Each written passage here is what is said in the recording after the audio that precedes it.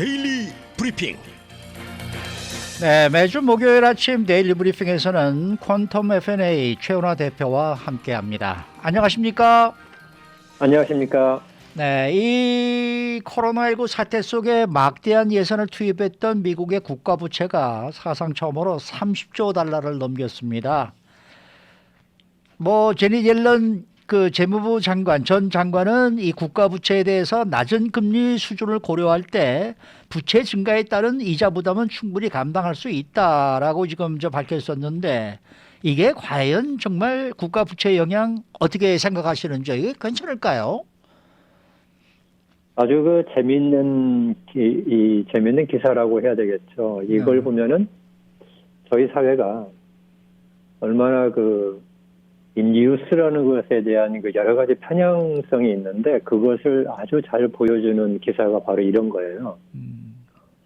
무슨 얘기냐고 하면은 30조라고 할 때 30이라는 숫자가 갖는 의미가 별게 없거든요, 지금.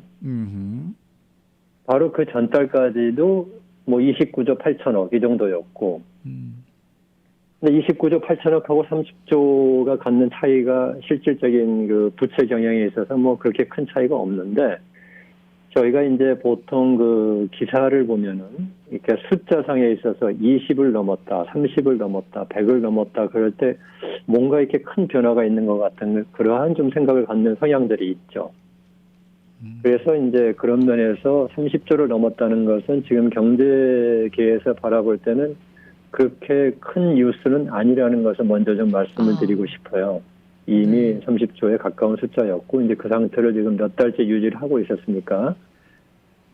근데 이렇게까지 그러면 뭐가 30조 넘어선 것보다는 이렇게 늘어난 국가 부채가 정말로 늘어났냐 하는 점에 있어서는 지난 팬데믹 기간에 약 한 5조 정도가 늘었어요.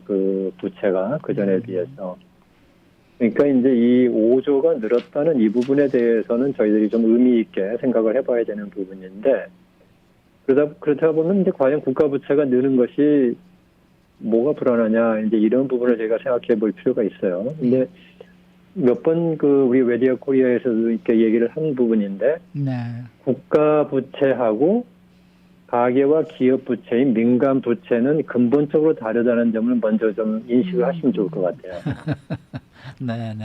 네, 가계나 기업은 빚이 너무 늘어나면은 잘못하면은 회사가 부도가 나거나 그러다 보면은 이제 파산 신청을 하거나 이래야 되는 거죠. 그런데 국가는 부도라는 개념이 있을 수가 없어요. 국가는. 네, 국가는 부도가 날 수가 없는 게 계속 국가의 채권을 발행을 하는 거거든요. 이제 그러면 이제 이런 질문들이 나오죠. 과거에 우리나라가 IMF 같은 때 국가가 부도나지 않았느냐, 이제 그 부분을 얘기를 하시는 경우가 나오는데, 이건 뭐냐면 국가 자체의 부도가 아니고 국가의 외환에 대한 이제 부도죠. 그러니까 외국과의 결제에서 외환 보유량이 없어졌을 때는 이제 외국에 대한 부도가 날 수 있어요. 그래서 이런 면에서의 이제 국가 부도라고 하는 것은 외국과의 관계에서의 부도를 얘기하는데, 지금 미국은 당연한 나라고, 유로존이라든지 아니면 영국 또는 일본 이런 같은 국가들은 외환 결제에 있어서의 위기는 굉장히 적은 나라죠. 특히 미국은 미국 달러가 기축통화이기 때문에 외환 위기라는 건 있을 수가 없는 거잖아요. 개념상으로도 그렇고 실질적으로도 그렇고. 그러다 보니까 이제 국가 부도가 미국에 있어서는 국가 부도가 난다는 개념은 이제 있을 수가 없다. 그렇게 이해를 하시면 될 것 같아요. 그러면 뭐가 문제냐? 그럴 때 이제 우리 옐런 장관이 얘기하시는 것 같은 그런 부분에 있어서 걱정을 안 해도 된다는 부분에 좀 타당성이 있는 거죠.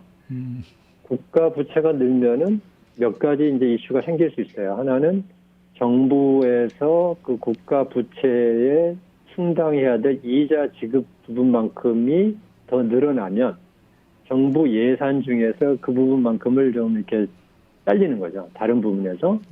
그래서 이제 정부가 예산 집행을 할 때 필요한 부분은 못 쓸 수도 있지 않느냐. 이제 이것이 이제 현실적으로 한 가지 정부 부채가 늘어났을 때의 이제 불안한 요소인데, 옐런 장관이 얘기하는 것은 실제로 나타나는 현상이에요. 팬데믹 이전보다 지금 팬데믹 이후에 정부 부채가 5조가 늘었는데도 이자를 지급하는 양은 지금 더 적어요.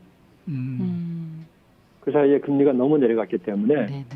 이제 오히려 이자로 지급하는 부분이 적어졌기 때문에 이제 그것은 정부 예산상으로 큰 부담을 주지 않는다 하는 그 연련 장관의 그 해석은 거기에 있는 거고, 이제 두 번째 부분은 이것은 조금 그 이제 이해하기가 좀 어려운 부분이니까 약간 좀 그 관심을 집중을 좀 하셔서 들으시면 되는데, 정부 부채가 늘어나면 어떤 문제가 발생하냐면은 정부가 그 돈을 민간에서 빌리는 거잖아요. 정부 부채가 늘어난다는 것은. 예.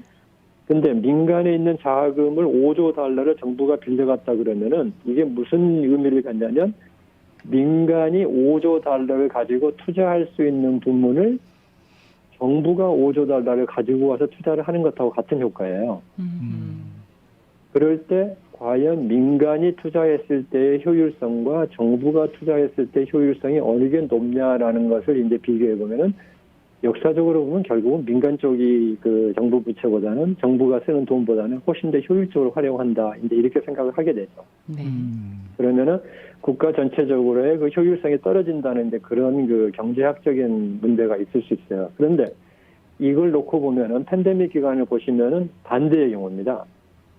만약에 팬데믹 기간에 정부가 5조 달러를 가져와 가지고 그것을 민간에게 막 지원해주고 하지 않았다 그러면 과연 민간에서 그 5조 달러를 가지고 이 팬데믹의 위기를, 경제 위기를 극복했을 수 있겠느냐? 거기에 대한 답은 거의 확실하게 아닙니다.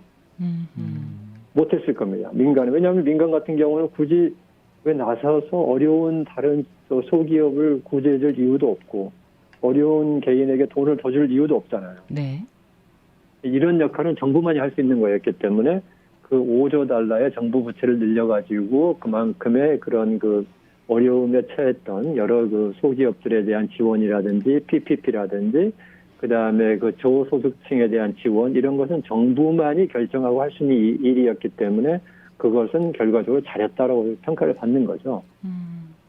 그 다음에 또 한 가지 얘기는 뭐가 되냐면 그 5조 달러를 사실 이번에 팬데믹 기간에는 민간에서 가져온 돈도 아니에요. 5조 달러를 민간에서 정부가 돈을 끌어오지 않고 연준에서 돈을 찍어준 거거든요. 네. 그러니까 민간에게는 5조 달러가 줄어들지를 않았다는 얘기죠. 그러니까 그 소위 정부가 부채를 늘리면은 민간의 자금을 가져와 가지고 민간의 효율성보다 낮은 정부의 효율성을 가지고 투자를 하면은 국가 전체적으로 손해다라는 그런 것도 이번에 팬데믹 기간에 정부 부채 증가는 가져오지 않았다는 거죠. 그러니까 이렇게 보면은 전반적으로 이번에 정부 부채가 5조 달러가 늘어가지고 30조를 늘었다고 하는 것은 그렇게 그 자체만으로는 큰 불안의 요소는 없는 부분이에요. 근데 그럼 문제가 없냐 이제 이렇게 들으실 수 있는데 문제가 지금 다가왔죠.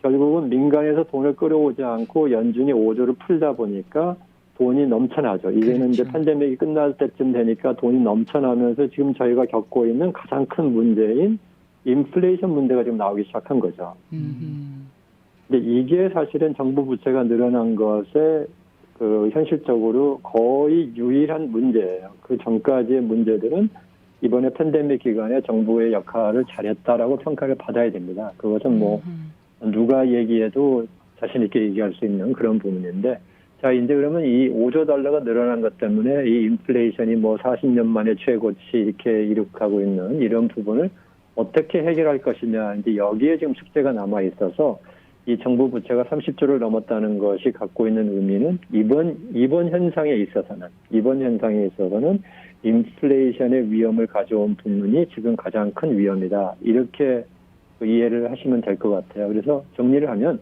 30조 넘었다는 것은 어제 오늘의 일이 아니기 때문에 그렇게 큰 숫자의 의미를 둘 필요가 없다. 두 번째는 정부 부채가 늘어난 것이 그래도 우리 팬데믹 기간에 이 세계적인 재앙을 경제적 재앙으로까지 연결하지 않고 넘어가는데 아주 주요하게 역할을 잘했다라고 칭찬을 받아야 될 일이고, 이제 그 후유증으로 남아있는 인플레이션의 문제를 해결해야 되는데 그 방법에는 정부 부채를 줄이는 것은 아니다. 왜냐하면 정부 부채를 연준에서 돈을 풀어서 해결해 줬기 때문에 그 부분은 아니고 연준이 어떻게 이제 이걸 해결할 거냐 이렇게 숙제가 남아 있다 이렇게 정리를 할 수 있겠습니다. 네. 이해가 됐습니다. 그렇다면 말씀하신 인플레이션은 앞으로 우리가 느끼기에는 완화될 것 같지는 않은데 당분간 인플레이션이 지속될 것 같은데 이런 느낌이 들거든요. 앞으로 그러면 이게 어떻게 돼야 해결이 될 수 있을까요?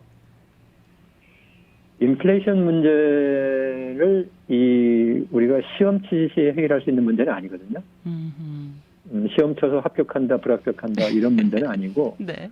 이것은 경제 현상에서 이제 바로 앞서 얘기한 것처럼 5조 달러가 늘어난 것에 따른 그 현상인데 네. 여기에 지금 또 다가온 게 뭐냐면 이제 공급망 차질이 생겼죠. 그렇죠. 아직도 팬데믹이 안 끝났기 때문에 그러니까 5조 달러가 늘어나가지고 지금 수요, 소비 이런 게 굉장히 늘었어요.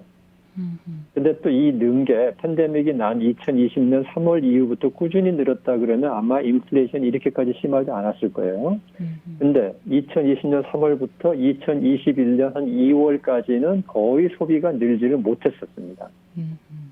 그때는 쓰고 싶어도 돈을 못 썼잖아요. 네. 그러다가 그게 몰려 있다가 2021년 작년 4월, 5월에 급격하게 나오면서 소비가 늘고 그러다 보니까 물건에 대한 수요가 늘어나면서 이것을 충분히 공급을 해줘야 되는데 공급하는 국가들인 중국을 포함한 그 아시아 국가들 이런 쪽에서의 그 팬데믹이 계속 문제가 되니까 생산력이 떨어졌고 거기다가 이제 물류 문제. 그러니까 선박 회사들이 뭐 잘못한 것도 있겠고 잘한 것도 있겠지만은 선박 회사들 같은 경우는 2020년에 선박의 그 가용량을 굉장히 줄여버렸거든요. 앞으로 경제가 나빠질 걸 생각해서. 네네. 그러다 보니까 이제 물류 대란 문제도 생기고 이런 게 다 겹치면서 이제 인플레이션이 한꺼번에 폭발적으로 올라온 거죠.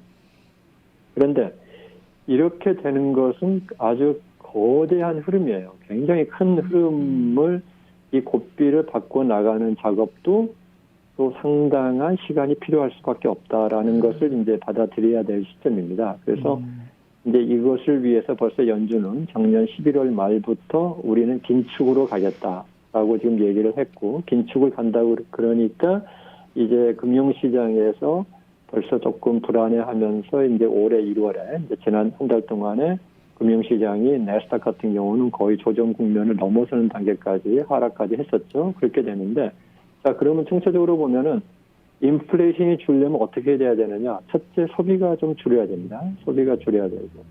두 번째, 공급이 늘어야 됩니다. 그리고 세 번째로는 바로 이러한 물류 문제 이런 부분들이 좀 해결이 돼야 돼요. 그러니까 이런 것들이 다 해결되려면은 상당한 시간이 필요한데 좀 인내심을 가지고 봐야 되는 상황이고 이제 이런 조짐들은 지금 서서히 나오기 시작해요. 저희가 그 공급 구매 관리자 지수 같은 거 이런 걸 보더라도 가격 상승세는 이제 거의 둔화가 됐어요. 뭐 낮아졌다는 건 아니고 이제 둔화되기 시작했고 고용 쪽에서도 이제는 뭐 완전 고용에 가까운 상태지만 서서히 고용이 더 늘어나지 않는 것 같은 그런 그 지표들도 나오고 이렇게 되면서 이제 인플레이션은 서서히 잡혀갈 수밖에 없다. 그리고 저희가 한 가지 좀 그 신뢰할 수 있는 것은 선진국의 경제에서는 중앙은행, 미국 같으면 연준이죠. 연준이 긴축을 하겠다고 해가지고 인플레이션이 안 잡히는 것은 거의 어렵습니다. 그건 불가능합니다. 그러니까 분명히 잡히는데 저희들이 지금 불안해하고 걱정하고 절대로 그런 일이 있지 않기를 바라는 건 뭐냐면 너무 인플레이션을 잡자고 하다가 경제가 침체에 심하게 빠져들어가는 상황을 지금 걱정을 하는 겁니다. 그래서 그 부분을 어떻게 잘 정리를 해서 연착륙이라고 그러죠. 제가 소프트 랜딩이라고 하는 이러한 경제가 심하게 나빠지지 않으면서 인플레이션이 진정되는 이러한 기대를 하고 있는 게 지금의 상황이다라고 보시면 될 것 같아서 조금 인내를 가지고 보실 필요가 있다라고 말씀드리고 싶습니다. 근데 말이죠. 저 대표님 그 작년 그러니까 3, 4분기 전까지만 해도 인플레이션이라는 어떤 문제가 이렇게 생겨서 이것이 좀 경제가 앞으로 나가는 길을 좀 막을 것이다라는 예상은 하지는 않았던 것으로 저는 기억을 하거든요. 그러니까 어떻게 보면은 이 돌발 사태들이 발생하는 경우가 상당히 많더라고요. 그러니까 앞으로 예를 들어서 지금 말씀하신 대로 뭐 모든 수치가 다 좋다 좋다 이렇게 해가지고 간다 해서 우리는 지금 물가를 잡을 것이다 이렇게 우리가 생각을 하고 가지만은 여기서 또 어떤 무슨 돌발 사태가 또 발생해가지고 또 발목을 또 잡게 될지 뭐 이런 것도 어느 정도 지금 대비들은 하고 있는 걸까요? 아주 그 좋으신 말씀인데요. 지금 현재로 봐서 인플레이션이 계속되는 문제가 갖고 있는 어려움보다는 이 인플레이션 잡자고 하다가 경제가 식어버리는 것이 더 아마 힘들 겁니다. 그러니까 지금 현재의 그 작년 9월, 작년 5월부터 사실은 인플레이션에 대한 우려는 경제계에서 나왔었고 연준만 계속 일시적이라는 표현을 유지를 했었던 거고. 네네 맞아요, 그렇죠. 네. 그런데 이제 연준도 이제 작년 11월에 와서는 이제 일시적인 현상이긴 하지만이라는 말을 달면서도 너무나도 지속적이기 때문에 우리가 좀 빨리 긴축을 해야 되겠다 그랬는데 지금 긴축을 하는 입장에서 보면은.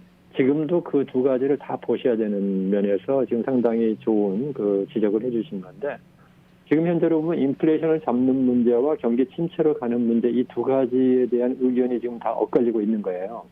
그래서 이 경제계에서는 인플레이션 잡자고 너무 하다가 경제가 침체에 빠지면은 더 문제가 심각하다라는 그런 우려도 현재 있습니다. 우리 또 나중에 돌이켜 볼 때 우리 얘기를 하기 위해서 제가 말씀을 미리 드려놓는 건데. 지금 이런 우려가 없는 게 아니고 경기 침체에 빠지는 우려가 지금 상당히 많은 편이에요.